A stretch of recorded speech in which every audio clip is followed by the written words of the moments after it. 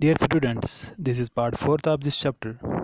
Here in this lecture we will be discussing what are salts and what are the various methods of their preparation. Salts. A salt is formed when an acid is neutralized by a base through a reaction that is known as neutralization reaction. It contains two parts, that is cation from the metal part comes from the base and the non-metal part, that is anion, which comes from the acid, and as such acid and base react to form salt. Some examples of salts are sodium chloride, that is formed by the neutralization reaction of sodium hydroxide, the base, and hydrochloric acid, the acid.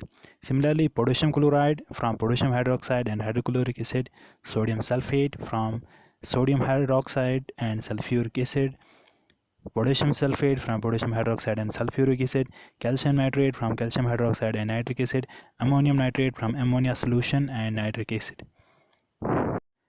Some uses of salts.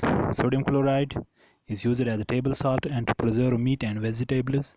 Sodium chloride is electrolyzed to obtain sodium and chlorine in the industry for industrial use.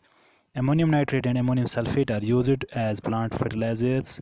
Magnesium sulfate is commonly known as Epsom salt, is used as a bath salt.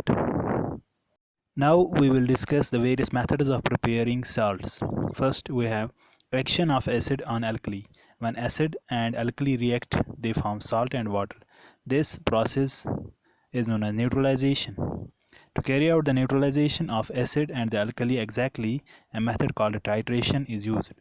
The second method is action of acid on insoluble base. Acid is treated with base to form salt and water. This method is used for bases which are insoluble in water. For example, we have the salts prepared by this method like copper second sulfate from copper second oxide and sulfuric acid. CuO plus H2SO4 gives copper sulfate, that is CuSO4 plus water. Similarly, zinc chloride is obtained from the reaction of zinc oxide and hydrochloric acid. ZnO plus twice HCl gives ZnCl2 plus water. The third method is action of acids on a carbonate.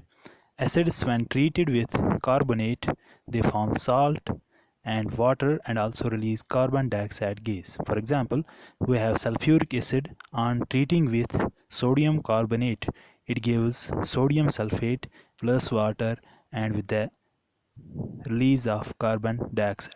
Similarly, hydrochloric acid on treatment with calcium carbonate gives calcium chloride plus water with the release of carbon dioxide.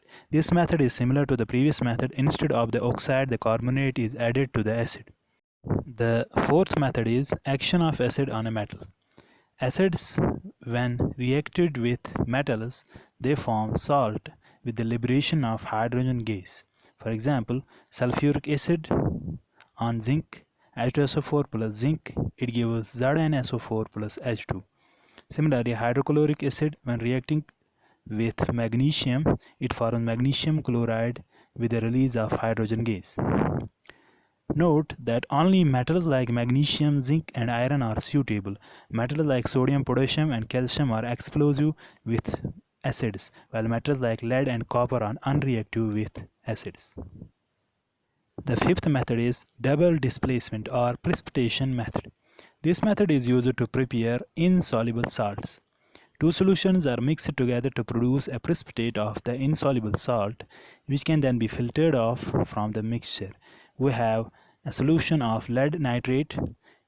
It is reacted with sodium chloride solution to form lead chloride plus sodium nitrate. So the lead chloride that is formed as a precipitate can be extracted as an insoluble salt. These were some commonly utilized methods for the preparation of salts.